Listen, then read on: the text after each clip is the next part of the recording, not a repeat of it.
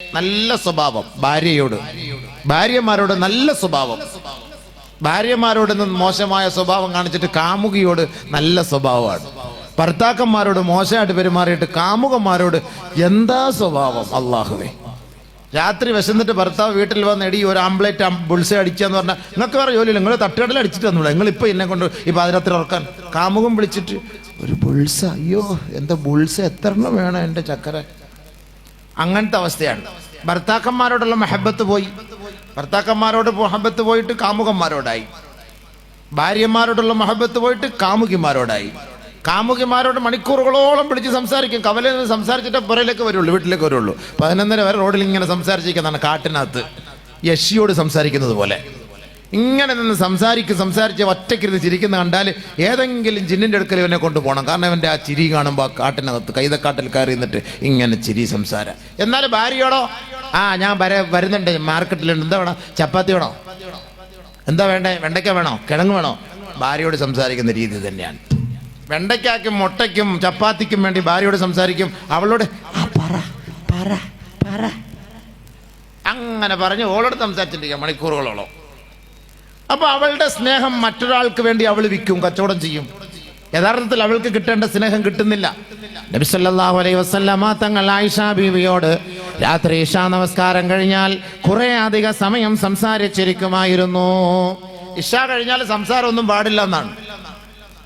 ഇശാ നിസ്കാരം കഴിഞ്ഞാൽ പെട്ടെന്ന് ഉറങ്ങിക്കോണം. എന്തിനാ തഹജ്ജുദ് നിസ്കരിക്കാൻ എഴുന്നേറ്റ് സുബഹിയൊക്കെ നിസ്കരിക്കണ്ടേ, അതിനോട് നേരത്തെ ഉറങ്ങിക്കോണം. അതുകൊണ്ടല്ലേ നമ്മൾ ഈ പാതിരാവാദത്തിനോട് യോജിപ്പില്ല, എനിക്ക് യോജിപ്പില്ല. കാരണം എന്ന് പറഞ്ഞാൽ സുബഹി നിസ്കാരം ഇല്ലല്ലോ. എത്ര പേർക്ക് സുബഹിക്ക് പ്രസംഗിക്കുന്ന മൊയ്ലിയാർ സുബഹി നിസ്കരിക്കാറില്ല, പിന്നെ അങ്ങനെ ബാക്കിയുള്ള നിസ്കരിക്കുക.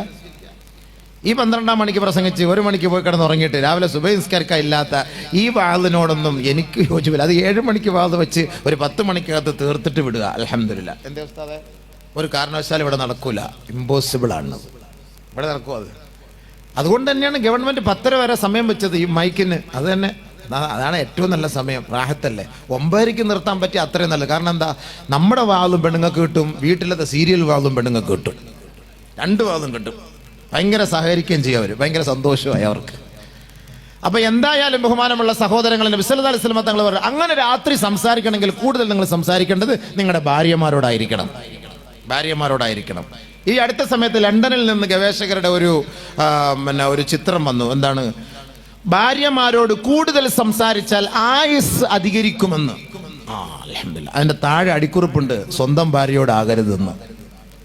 മറ്റുള്ളവരുടെ ഭാര്യമാരോടായിരിക്കണം ഈ സംസാരിക്കുക, അപ്പം കൂടുതൽ ടെൻഷനൊക്കെ മാറും. നമ്മുടെ ഭാര്യയോട് എന്ത് സംസാരിക്കാൻ, 10, 25, 30 വർഷമായി ഈ ടിഷ്യൂ പേപ്പറിനോട് ഇനി എന്ത് സംസാരിക്കാനുള്ളത്, ഉള്ളത് മൊത്തം സംസാരിച്ചിരുന്നു. അപ്പം വേറെ മറ്റുള്ള ഭാര്യമാരോടായിരിക്കും ഈ സംസാരിക്കുക. അല്ല, അവർ പറഞ്ഞത് യഥാർത്ഥത്തിൽ തൻ്റെ ഭാര്യയോട് സംസാരിക്കണമെന്നാണ്. നബി സല്ലല്ലാഹു അലൈഹി വസല്ലം തങ്ങളും പറഞ്ഞത് അങ്ങനെ തന്നെയാണ്.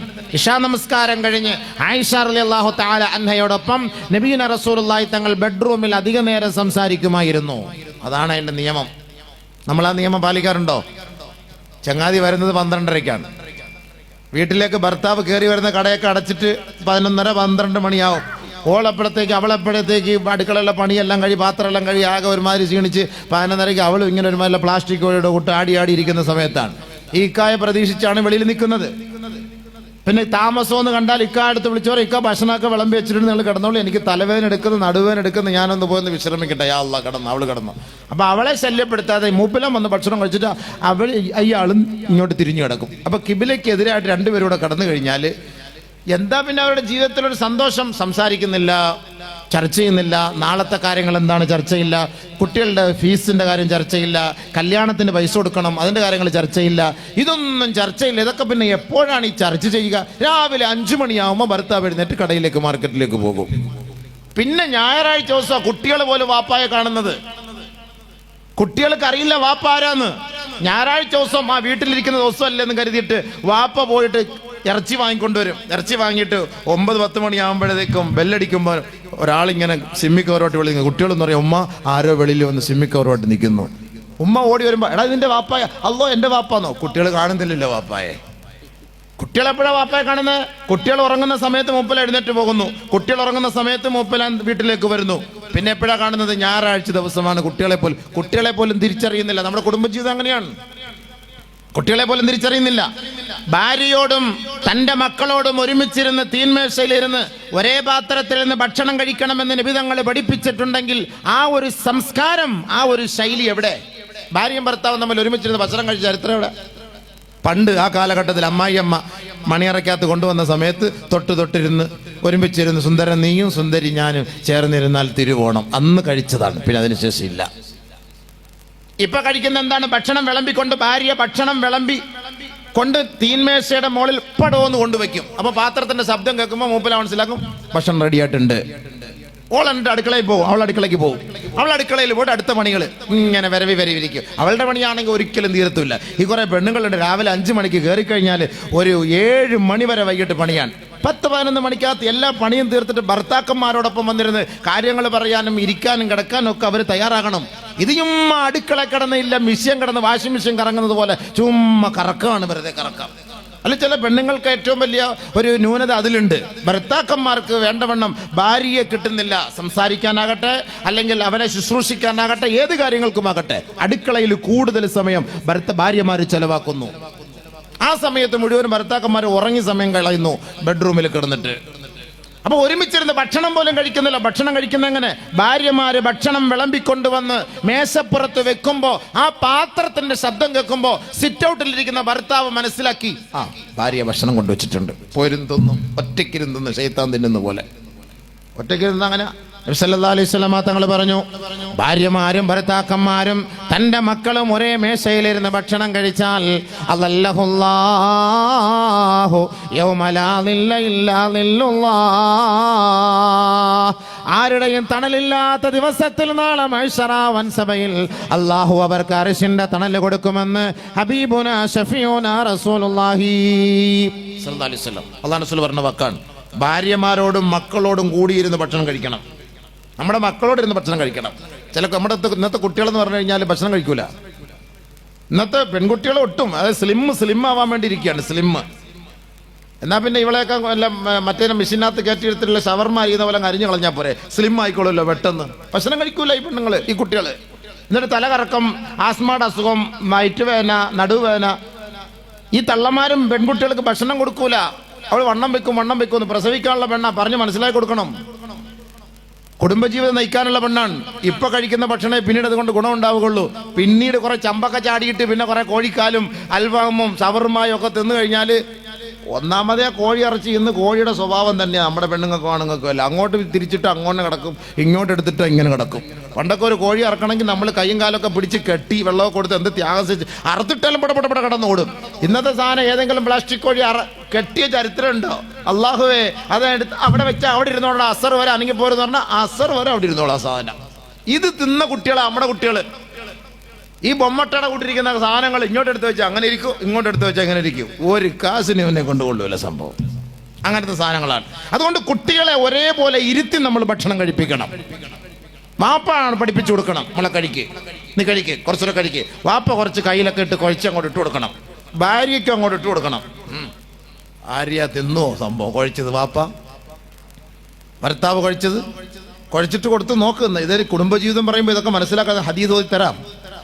അപ്പൊ ഇന്നത്തെ ഭക്ഷണ ശൈലി, ഇന്നത്തെ ഇരുത്തം എന്ന് പറഞ്ഞു കഴിഞ്ഞാൽ ഇങ്ങനെ പടവൊന്ന് കൊണ്ടുവന്ന് വെക്കുന്നു. ഭർത്താവ് ഒന്നൊറ്റയ്ക്കിരുന്ന് കഴിക്കുന്നു, ഭാര്യ അടുക്കളയിലാണ്. അടുക്കളയിൽ നിൽക്കുന്ന ഭാര്യ എങ്ങനെയാണ് ഭർത്താവ് ഭക്ഷണം കഴിച്ചു കഴിഞ്ഞു എന്നറിയുന്നത്? എങ്ങനെയാണ് അറിയാൻ കഴിയുക? വാഷ് ബേസിനിൽ പോയിട്ട് കൈ കഴുകുമ്പോൾ ഇങ്ങനെ ഹാന്ന് കാർക്കിച്ച് തുപ്പുന്ന സൗണ്ട് കേൾക്കുമ്പോൾ ഓള് മനസ്സിലാക്കി ആ പണ്ടാരം തിന്നു കഴിഞ്ഞു പോയി, ഇനി പാത്രം എടുത്തോണ്ട് വരാം യാ അല്ലാഹ്. അങ്ങനെ പോയിട്ട് പാത്രം എടുത്തോണ്ട് വരും. അല്ലാണ്ട് ഭാര്യയും ഭർത്താവ് ഒരുമിച്ചിരുന്ന് അവിടെ ഭക്ഷണം കഴിക്കുക.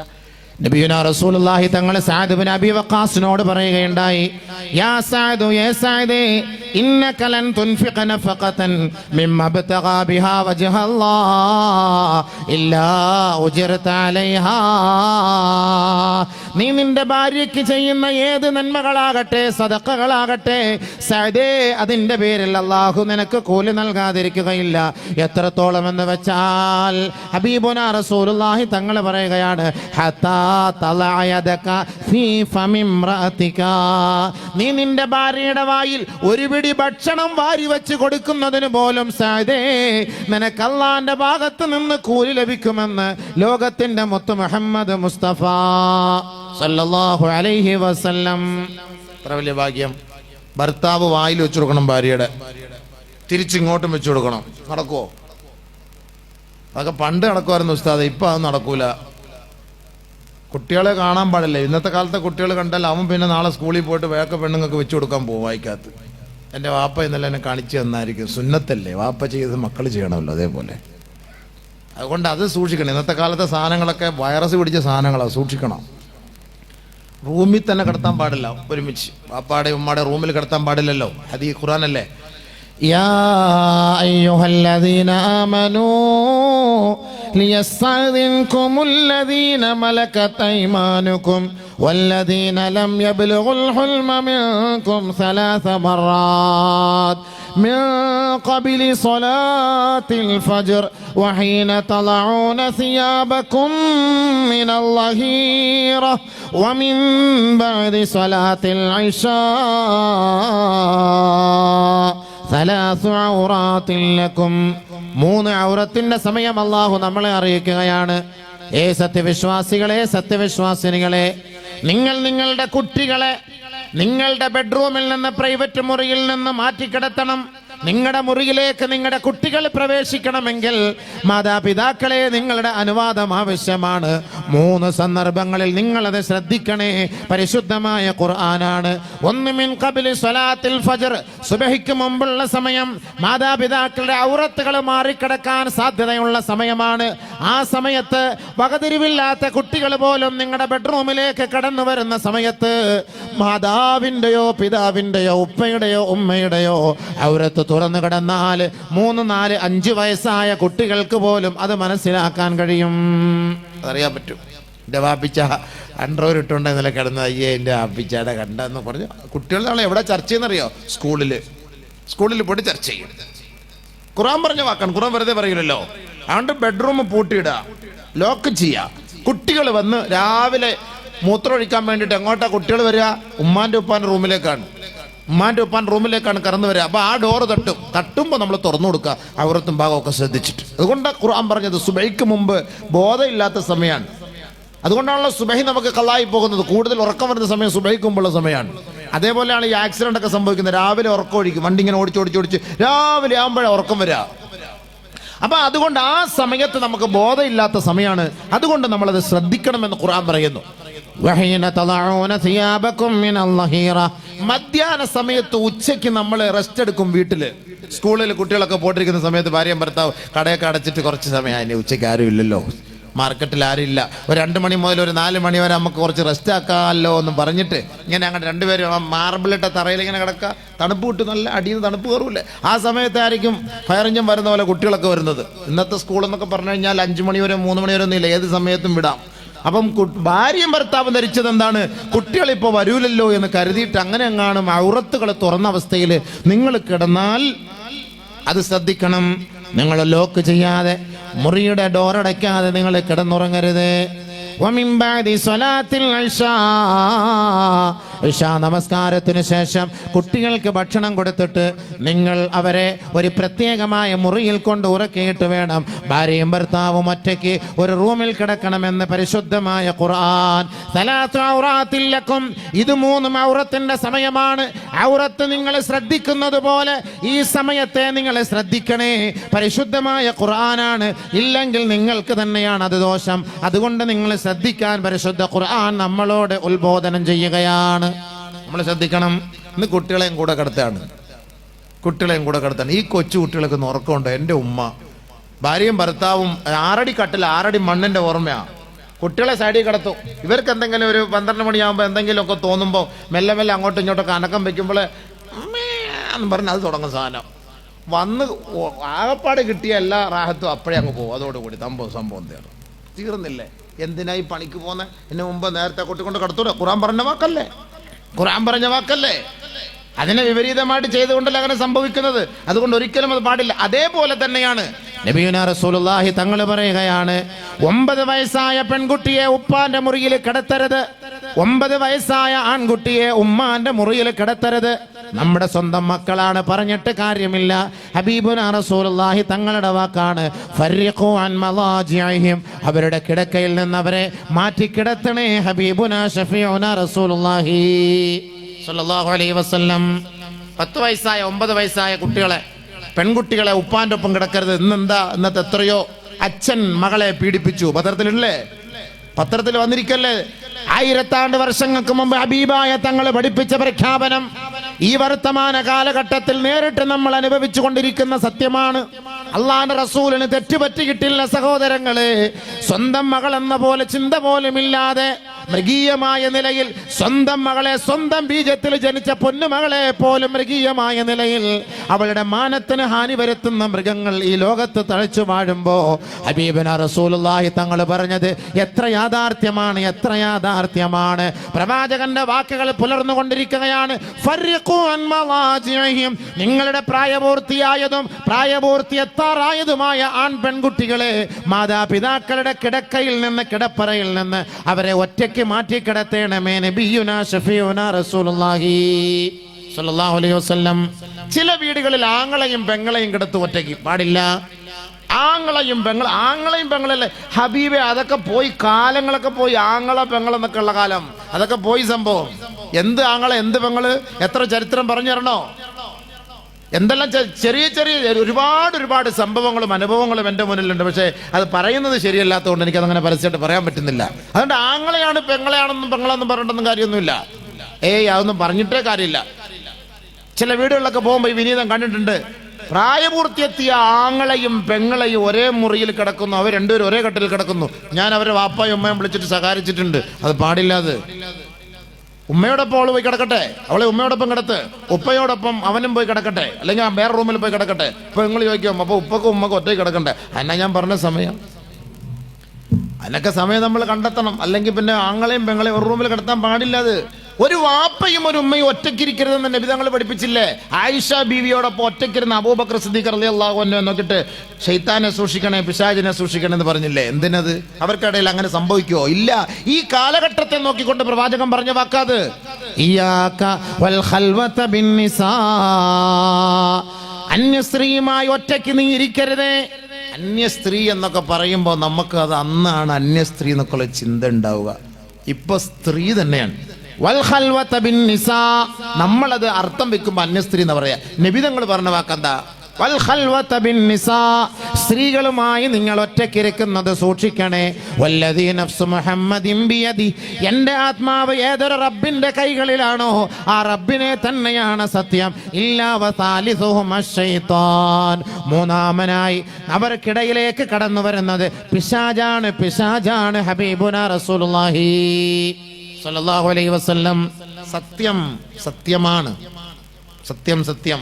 അല്ലാഹുവിന്റെ റസൂൽ തെറ്റുപറ്റിയിട്ടില്ല. ഹബീബേ, മകനും മാതാവും തമ്മിലുള്ള ലൈംഗിക ബന്ധം, ഉപ്പയും മകളും തമ്മിലുള്ള ലൈംഗിക ബന്ധം, ആങ്ങളെയും പെങ്ങളും തമ്മിലുള്ള ലൈംഗിക ബന്ധം ഇഷ്ടം പോലെ. എന്തിനാ ഞാൻ പറയുന്നത്? നിങ്ങളുടെ കൈകളിലാണല്ലോ മൊബൈൽ ഉള്ളത്. എല്ലാ വാർത്താ മീഡിയകളും മാധ്യമങ്ങളും നിങ്ങളുടെ കൈകളിലാണ്. നിങ്ങൾക്ക് പിന്നെ അടിച്ചു നോക്കിയാൽ കാണാവുന്ന സത്യങ്ങളാണല്ലോ ഇതെല്ലാം. എന്നും വന്നുകൊണ്ടിരിക്കുന്ന വാർത്തകളാണല്ലോ.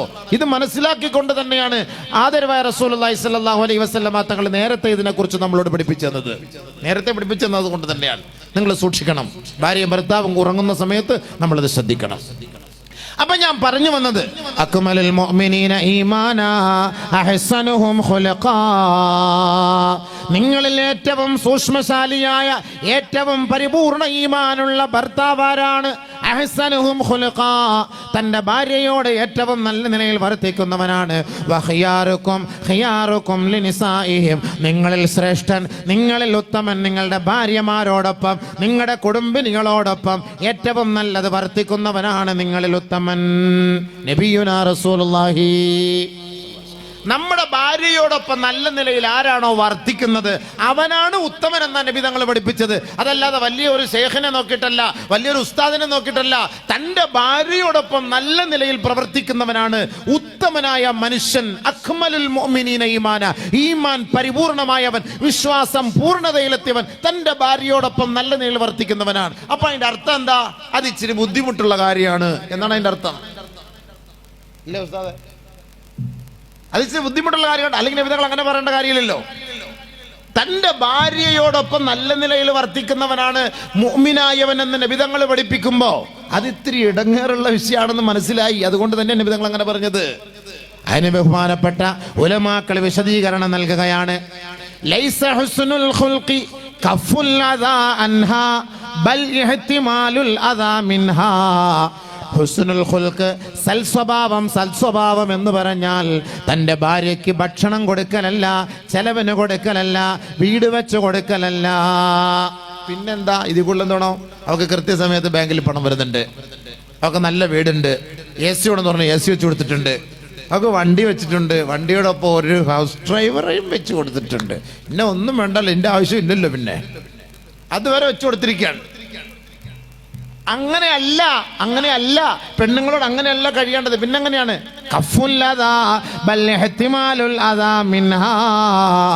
ഭാര്യമാര് എടങ്ങേറ് ചെയ്താൽ അത് നീ സഹിക്കലാണ് പരിപൂർണമായ ഈമാനിന്റെ ഉടമയെന്ന് ഹബീബുന ഷഫീഉന റസൂലുള്ളാഹി.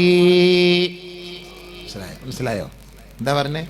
ഭാര്യ എടങ്ങേറാക്കിയാൽ അത് സഹിക്കണോ? നമ്മൾ മിണ്ടാണ്ടിരുന്നോണോ? രണ്ടടി അടിച്ച തടവിട്ട് ഇങ്ങനെ ഇരിക്കരുത്, ഇപ്പുറത്തും കിട്ടും ചിലപ്പോൾ ഒരെണ്ണം. നേരെ ഇരുന്നോണം. ഭാര്യയുടെ ഇടങ്ങേറ് നമ്മൾ സഹിക്കണമെന്ന് ഈമാന്റെ ലക്ഷണം അതാണ്. എന്നെ കൊണ്ട് സാധിക്കോ അബീവ, ഞാൻ ഇത്രയും പ്രസംഗിച്ചാൽ ഓളെന്തെങ്കിലും കാണിച്ച് എന്നെ കൊണ്ട് അടങ്ങിയിരിക്കുക, എന്നെ കൊണ്ട് കഴിയില്ല. സംഭവം ശരിയല്ല, ഈമാനൊക്കെ സംഭവം ശരി തന്നെയാണ്. സ്ഥാനം പറ്റുമോ? നടക്കുന്ന ആരെയാണോ? എന്തായിരിക്കും അല്ലേ പ്രസിഡന്റ്? അല്ലേ ബുദ്ധിമുട്ടല്ലേ? എന്തെങ്കിലുമൊക്കെ ദേഷ്യപ്പെടും, നമ്മളെന്തെങ്കിലും പറഞ്ഞു പോകൂലേ? ചിലപ്പോൾ അടിയും കൊടുത്തെന്ന് വരാം. നബി സല്ലല്ലാഹു അലൈഹി വസല്ലം തങ്ങൾക്കിടയിൽ ഭാര്യമാർക്കിടയിൽ പ്രശ്നങ്ങൾ ഉണ്ടായിട്ടുണ്ടല്ലോ. വദഫഅത് ആയിഷ റളിയല്ലാഹു തആല അൻഹാ ഫീ സദ്രി റസൂലില്ലാഹി സ്വല്ലല്ലാഹു അലൈഹി വസല്ലം. ഒരിക്കൽ ആയിഷ ബീവി നബി തങ്ങളുടെ നെഞ്ചിൽ ഒരു ഇടി, ഒരു കുത്തു വെച്ചു കൊടുത്തു. ഫസബറത്ഹാ ഉമ്മുഹാ, തന്റെ ഉമ്മ അടുത്തിരിപ്പുണ്ട്, ഉമ്മ റഹ്മാൻ അടുത്തിരിപ്പുണ്ട്. ഫസബറത്ഹാ ഉമ്മുഹാ, ശകാരിച്ചു. നീ ആരെ അടിച്ചത്? എടി പെണ്ണെ, നീ ആരെ അടിച്ചത്? അമ്മായി അമ്മ അടുത്തിരുന്നിട്ട് പറയാണ്, നബിതങ്ങളെ അടിച്ചവള് വെറുതെ കേട്ടോ, ഒരു ചുമ്മാ ഒരു കുത്ത് അങ്ങനെയൊക്കെ ഉണ്ടല്ലോ, അല്ലാതെ ഞാൻ കൊൻഫൂല ഇടിയൊന്നും അല്ല അടിച്ചത്. ചുമ്മാ വെറുതെ ഭാര്യ ഭർത്താക്കന്മാർ അങ്ങോട്ടും ഇങ്ങോട്ടും എന്തെങ്കിലുമൊക്കെ ദേഷ്യപ്പെടുമ്പോൾ ഇങ്ങനെ ഒരു തോണ്ടൽ ഇങ്ങനെ കൊടുക്കൂലേ, സംഭവം സ്വാഭാവികമായിട്ടുള്ള അല്ല. ദേഷ്യം അത് ആ ദേഷ്യം വരുന്ന സമയത്ത് ആ ശൈത്താൻ്റെ ഒരു പണിയാണത്. അതല്ലാതെ ഇടിച്ചു കൊല്ലണമെന്നുള്ള നിയത്തിലല്ല. വടിയായി പോയാൽ പിന്നെ എനിക്കാരാ ഉള്ളത്? അതല്ലേലും പെണ്ണുങ്ങൾ അങ്ങനെ തന്നെയാണ്. ഭാര്യമാര് ഭർത്താക്കന്മാര് മരിക്കുമ്പോൾ അടുത്തിരുന്ന് കരയുന്ന എനിക്കിനി ആരാണോ എന്നെ രണ്ടാം കെട്ടാൻ വരുന്നത് ഇനി ആരാണോ എന്നാണ് അതിൻ്റെ അർത്ഥം. കരയുമ്പോൾ ശ്രദ്ധിച്ചോണം, വെറുതെ അർത്ഥത്തോടു കൂടി അവർ കരയുള്ളൂ, അല്ലാതെ കരയൂല സംഭവം. എന്നെ ഇനി രണ്ടാമത് കെട്ടാൻ വരുന്ന ആരാണോ എന്നുള്ളതാണ് അടുത്ത ചോദ്യം. അപ്പൊ അതുകൊണ്ട് ബഹുമാനപ്പെട്ട നബീന റസൂലുള്ളാഹി തങ്ങളുടെ നെഞ്ചിൽ ഇങ്ങനെ ഒരു കുത്തിയപ്പോ ബഹുമാനപ്പെട്ട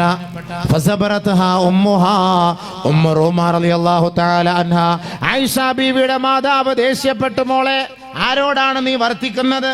അപ്പോൾ ലോകത്തിന്റെ മുത്ത്, ലോകത്തിന്റെ ഗുരുനാഥൻ, ലോകത്ത് കുടുംബജീവിതം പഠിപ്പിച്ചു കൊടുത്ത മാതൃകാ പുരുഷനായ മുത്ത് മുഹമ്മദ് മുസ്തഫ സല്ലല്ലാഹു അലൈഹി വസല്ലമ തങ്ങൾ നബിയുനാ റസൂലുള്ളാഹി ബഹുമാനപ്പെട്ട ഉമ്മ റൂമാനോട് പറയുകയാണ്, ദഈഹാ ഫഇന്നഹുന്ന യസ്നഅന അക്സറ മിൻ ദാലിക്. അങ്ങോട്ട് വിടും മാമി, അമ്മായി അമ്മേ. ഇവിടെ മാമി എന്നാണ് പറയാ, അമ്മായി അമ്മ, മാമി, അമ്മായി അമ്മ. അങ്ങോട്ട് വിട്, അങ്ങോട്ട് അമ്മായി. ഇതൊന്നും അല്ല അവരെന്നോട് ചെയ്യുന്നത്, ഇതിനേക്കാളും കടുപ്പത്തിലാണ് എന്നോട് ചെയ്യുന്നത്. ഇപ്പോഴല്ലേ കണ്ടുള്ളൂ, നിങ്ങൾ ഇപ്പോഴല്ലേ കണ്ടത്. ഇതൊന്നുമല്ല എന്നോട് അവർ ചെയ്യുന്നത്, ഇതിനേക്കാളും കടുത്തത് എന്നോട് ചെയ്യുന്നുണ്ട് എന്ന് ബഹുമാനപ്പെട്ട റസൂലുള്ളാഹി സ്വല്ലല്ലാഹു അലൈഹി വസല്ലം തങ്ങൾ പറഞ്ഞ് അവിടെ ആയിഷ ബീവിക്ക് സപ്പോർട്ട് ചെയ്യാണ് ചെയ്തത്. മനസ്സിലായോ? ആയിഷ ബീവിക്ക് ഭാര്യയ്ക്ക് സപ്പോർട്ട് ചെയ്തു. നബി സല്ലല്ലാഹു അലൈഹി വസല്ലമ തങ്ങൾ അതായിരുന്നു കുടുംബജീവിതത്തിൽ ഭാര്യയോടുള്ള ഉത്തരവാദിത്തം പരിപൂർണമായി നിറവേറ്റിയവരായിരുന്നു. മഹദിയായ ആയിഷ റളിയല്ലാഹു തആല അൻഹ ഇടയ്ക്കിടയ്ക്ക് ദേഷ്യം വരുമ്പോൾ അല്ലാഹുവിന്റെ റസൂലിന്റെ മുഖത്ത് നോക്കി പറയുമായിരുന്നു. ഹബീബായ തങ്ങളുടെ മുഖത്ത് നോക്കിയിട്ട് ദേഷ്യം വരുമ്പോൾ പറയും, അന്നക തസ്അമു അന്നക റസൂലുള്ളാഹ്. ഓ, നിങ്ങൾക്കൊരു ധാരണ ഉണ്ട് കേട്ടോ, നിങ്ങൾ വലിയ റസൂലാണെന്നൊരു ധാരണ ഉണ്ട് കേട്ടോ.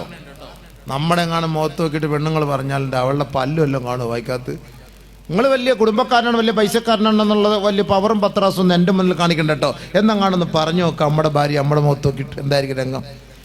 ആയിഷ ബിബി റളിയല്ലാഹു തആല അൻഹ നബി സല്ലല്ലാഹു അലൈഹി വസല്ലമ തങ്ങളുടെ മുഖത്ത് നോക്കിയിട്ട് പറഞ്ഞതാണ്, നിങ്ങൾക്കൊരു ധാരണയുണ്ട് അന്നക റസൂലുള്ള, നിങ്ങൾ അള്ളാന്റെ റസൂലാണെന്നുള്ളൊരു ധാരണയുണ്ട് കേട്ടോ. ദേഷ്യം വരുമ്പോൾ പറയുന്ന വാക്കാണ്. ഫി കലാമിൻ ഗളബത്ത്, ആയിഷ ബീവിക്ക് ദേഷ്യം വരുന്ന സമയത്ത് പറയുന്ന വാക്കാണ്. ഫതബസ്സമ റസൂലുള്ളാഹി വഹതമല ഹിൽമാ. നബിയുനാ റസൂലുള്ളാഹി തങ്ങളോട് ആയിഷ ബീവി ദേഷ്യപ്പെടുന്ന സമയത്ത് നബിയുനാ റസൂലുള്ളാഹി തങ്ങൾ അപ്പോൾ ആ ദേഷ്യത്തെ എല്ലാം പുഞ്ചിരിയോടെയാണ് ഹബീബായ തങ്ങൾ അത് ഏറ്റെടുത്തിരുന്നത്. അതെല്ലാം നിസ്സാരമായി തള്ളിക്കളയുമായിരുന്നു. ഓടി പെണ്ണെ നിന്റെ കാര്യം കല്ലി വല്ലി കല്ലി വല്ലി. നബി സല്ലല്ലാഹു അലൈഹി വസല്ലം തങ്ങളുടെ മുഖത്തൊക്കെ ആയിഷ ബീവി അങ്ങനെ പറഞ്ഞെങ്കിൽ ആലോചിച്ചു. നബി സല്ലല്ലാഹു അലൈഹി വസല്ലം കല്ലി എന്ന് പറഞ്ഞാൽ അതിനെ നിസ്സാരമായിട്ട് തള്ളിക്കളയും. ഒരിക്കൽ ബഹുമാനപ്പെട്ട നബിയുനാ റസൂലുള്ളാഹി തങ്ങളുടെ ഹളറത്തിൽ ഇരുന്നു കൊണ്ട് ആയിഷ റളിയല്ലാഹു അൻഹ ശബ്ദമുയർത്തി സംസാരിക്കുകയാണ്. കണ്ടോ, ഭാര്യമാർ ഭർത്താക്കന്മാരുടെ മുന്നിൽ ശബ്ദമുയർത്തി സംസാരിക്കാൻ പാടില്ല. ഖദീജ റളിയല്ലാഹു തആല അന്നയുടെ ഒരു സംഭവം ഞാൻ പറഞ്ഞു തരാം. മഹദിയായ ഖദീജ നബിയുനാ റസൂലുള്ളാഹി തങ്ങളുടെ പ്രഥമ ഭാര്യയാണ്. അല്ലാഹുവിന്റെ റസൂലിന് എത്ര ഭാര്യമാരുണ്ട്? അതുകൊണ്ടാണ് ഈ ലൈവ് ഒന്നും കൊടുക്കരുത് പറഞ്ഞത്. കാരണം നമ്മൾ ഇതൊക്കെ പറയുമ്പോൾ 12 ഭാര്യമാരുണ്ടെന്നൊക്കെ പറയുമ്പോൾ ചില ആളുകൾക്ക് പിടിക്കൂല. അരിയസിന്റെ അസുഖമുള്ളമാരെല്ലാം ഇന്ത്യ രാജ്യത്തിലില്ലേ? 12 എണ്ണം ഉണ്ടോ? നബിതങ്ങൾക്ക് 12 ഉള്ളൂ, ബാക്കിയുള്ളമാർക്കൊക്കെ ലക്ഷങ്ങളാണ് എൻ്റെ കണക്കുകൾ പറഞ്ഞാൽ.